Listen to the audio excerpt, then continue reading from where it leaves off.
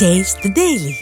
அதிமுக தொண்டர்களின் ஆட்ராசிட்டியால் முன்னாள் அமைச்சர் ஜெயக்குமார் நீதிமன்றத்தில் மன்னிப்பு கேட்டு தன் மீது இருந்த வழக்கினை ரத்து செய்ய வைத்திருக்கிறார்.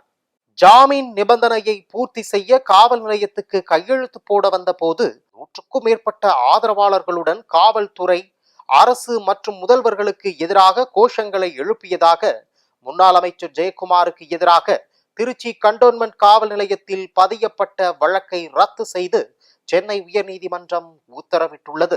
சென்னையில் நகர்ப்புற உள்ளாட்சி தேர்தலின் போது திமுக பிரமுகர் நரேஷ்குமார் என்பவரை தாக்கியதாக பதிவு செய்யப்பட்ட வழக்கில் கைது செய்யப்பட்ட முன்னாள் அதிமுக அமைச்சர் ஜெயக்குமாருக்கு ஜாமீன் வழங்கிய சென்னை உயர்நீதிமன்றம் திருச்சியில் தங்கியிருந்து கண்டோன்மெண்ட் காவல் நிலையத்தில் அவர் கையெழுத்திட வேண்டும் என நிபந்தனை விதித்திருந்தது.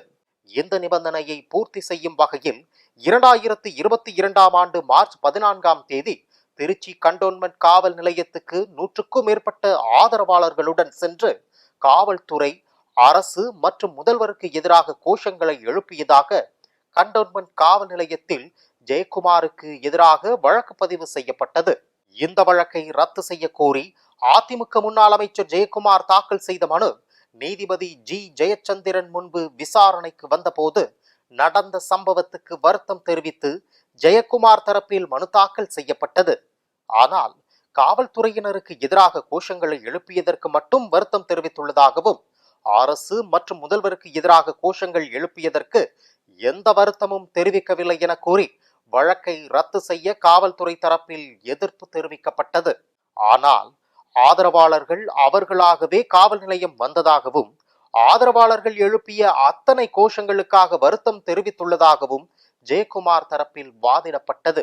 இருதரப்பு வாதங்களையும் கேட்ட நீதிபதி காவல் நிலையத்துக்கு திட்டமிட்டு ஆதரவாளர்களை கூட்டவில்லை என்பது தெரிய வந்துள்ளதாகவும் ஜெயக்குமார் வருத்தம் தெரிவித்துள்ளதாக கூறி ஜெயக்குமாருக்கு எதிரான வழக்கை ரத்து செய்து உத்தரவிட்டார்.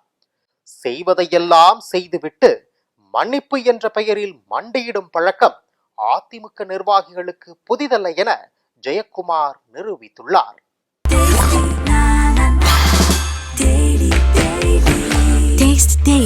Taste the Daily.